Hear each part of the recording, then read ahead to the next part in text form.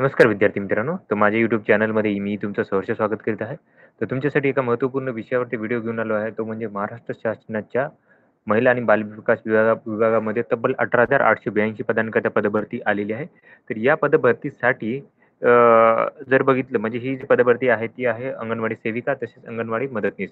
अंगणवाडी सेविकासाठी ₹13,000 मानधन भेटणार आहे आणि अंगणवाडी मदतनीससाठी ₹7,500 मानधन भेटणार आहे. तर याच्यासाठी काय केलेलं आहे, की कुठलीही परीक्षा घेतली जाणार नाहीये, कुठलीही मुलाखत नाहीये, फीजही नाहीये. तर ही डायरेक्ट भरती असणार आहे. तुम्हाला फक्त फॉर्म भरायचा आहे आणि तुम्हाला मार्कांच्या आधारे तुम्हाला ही पदभरती केली जाणार आहे. तर याचा तुम्हाला जी-आर मी तुम्हाला दाखवेल. तर आता बघा हे महाराष्ट्र शासनाची जी-आरची महाराष्ट्र शासनाची ऑफिशियल वेबसाईट आहे.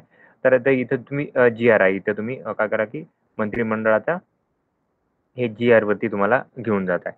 ओके. gr.maharashtra.gov.in इथं जी-आर दिलेलं गव्हर्नमेंट. आता हे आहे महिला आणि बालविकास विभागाचा जी-आर जो आहे तो दाखवेल. मी तुम्हाला लाईव्ह दाखवत आहे. जी-आर जशीच्या तशी तुम्हाला माहिती सांगेल मी व्यवस्थित. अशाच महत्त्वपूर्ण माहितीसाठी काय करायचं माझ्या चॅनलला सबस्क्राईब करा आणि जेवढ्या जास्ती विद्यार्थ्यापर्यंत तुम्ही माहिती हे करा, तेवढं तुम्हाला काय होईल की फायदा होईल याचा. तर माहिती जास्तीत जास्त शेअर करा. वेबसाईट जराशी स्लो आहे.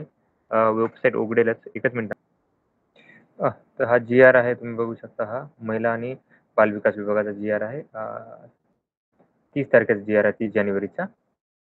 आता याच्यामध्ये जर बघितलं तर अंगणवाडी सेविका आणि अंगणवाडी मदतनीस पदाकरिता काय करता येईल, की मानधन तत्वावरती ही पदभरती येणार आहे आणि याच्यानुसार काय केलेलं आहे, की महिलांना डायरेक्टली कोणतीही परीक्षा न घेता लक्षात घ्या, सरळ सोयीने घेतली जाणार आहे आणि फक्त काय केलं, की गुणांकन करून म्हणजे फक्त मार्कांचे हे करून त्यांना सरळ सेवेतनं हे येणार आहे. त्याची निवड केली जाणार. आता यासाठी बघा 80 गुण हे शैक्षणिक असतील 80 गुणापर्यंत सांगितलेले आहे ॲक्चुअली. 80 गुणापर्यंत सांगितलेलं आहे ते. तर हे डिपेंड करेल हे. त्याच्यामध्ये 12वीच्या गुणांवरती मार्क आहेत. 12वीला तुम्हाला 80% आणि 80 पेक्षा जास्त गुण असतील तर 60 गुण भेटतील. त्याच्यानंतर 70 पेक्षा थोडे जास्त म्हणजे 70.01 ते 80% असतील तर 55 गुण. 60 ते 70 असतील तर तुम्हाला 50 गुण. 50 ते 60 असतील तर 45 गुण. 50 ते 40, 40 ते 50 असेल तर तुम्हाला असतील 40 गुण. आणि ज्या उमेदवाराला 40% पेक्षा कमी गुण असतील तर त्यांना सरासरी 35 गुण धरल्यात. म्हणजे त्यांना 35 गुण देण्यात येणार. तुम्हाला जर डिग्री असेल तुमच्याकडे तर 10 गुण असतील. पोस्ट ग्रॅज्युएशन असेल तर 4 गुण असतील एक्स्ट्रा म्हणजे ॲड होतील ते. त्याच्यानंतर डी-एड असेल तर 2 गुण, बी-एड असेल तर 2 गुण.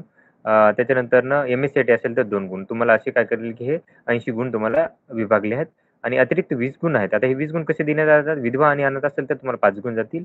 एस-सी-एस-टी असेल तर 5 गुण असतील. सॉरी अनाथसाठी 10 गुण आहेत. एस-सी-एस-टीसाठी 5 गुण.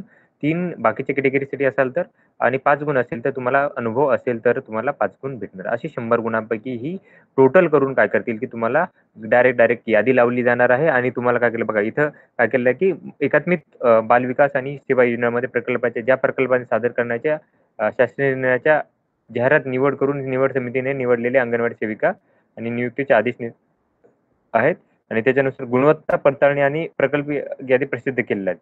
अशी हे ॲक्चुअली ही यादी प्रसिद्ध करण्यात आलेली आहे त्यांनी वेगळी. पण डायरेक्ट या मार्कावरती काय करेल की तुम्हाला काय होणार की यादी हे होणार आहे यादी प्रसिद्ध केली जाईल आणि याच्यानुसार तुम्हाला काय की मार्क हे दिले जाणार आहे. अपॉइंटमेंट डायरेक्ट ऑर्डर दिली जाणार आहे. तर ही माहिती होती. तर अशाच महत्त्वपूर्ण माहितीसाठी माझ्या चॅनलला सबस्क्राईब करा, व्हिडिओ लाईक करा आणि माहिती जास्तीत जास्त विद्यार्थ्यांपर्यंत शेअर करा. धन्यवाद.